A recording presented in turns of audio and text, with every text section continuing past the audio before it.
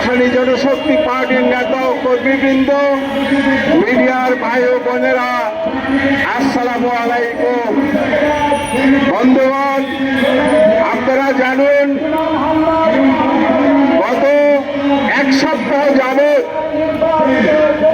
মার্কিন ওই কুখ্যাত প্রেসিডেন্ট ট্রাম্প গত এক সপ্তাহ যাবৎ চেষ্টা করতেছিলেন ওই ভেনেজুয়েলার শান্তিকামী মানুষের উপর হামলা করার জন্য।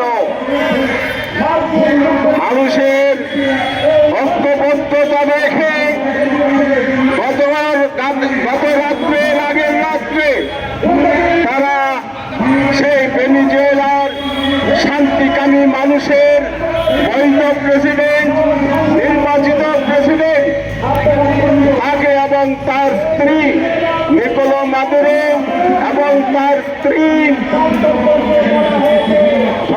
সেলিয়া ফরেন্সকে তারা কমান্ডো হামলার মাধ্যমে গ্রেপ্তার করে নিয়ে আসে। কত লজ্জাজনক ভাবে একটি স্বাধীন সার্বভৌম দেশের উপর তারা আক্রমণ করলো।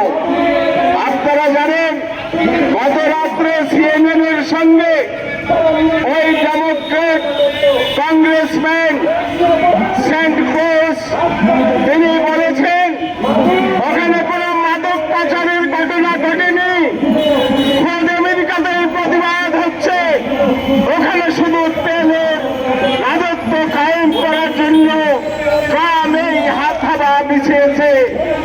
বন্ধুগণ, আমার দেশের তেল আমি কার কাছে বিক্রি করব সেটা আমার অধিকার।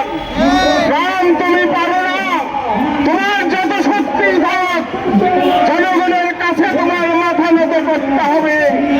সারা দেশ, সারা বিদেশে বিমুয়ে যারা আছেন ওই সাম্রাজ্যবাদী শক্তির এই অন্যায় অবিচারের বিরুদ্ধে বিক্ষোভে ফেটে পড়েছে।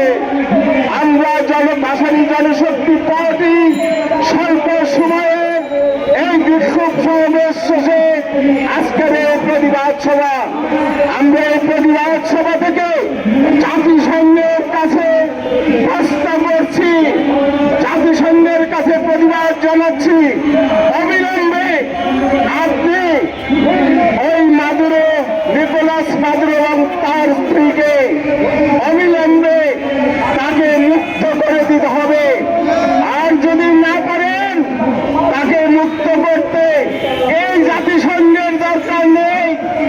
ওই বাচ্চাটা কুকুর হয়ে জাতিসংঘ নিয়ে বসে থাকে, লক্ষ লক্ষ ডলার জনগণের অর্জিত অর্থ আপনি নষ্ট করবেন, সেটা আমরা মেনে নেব না।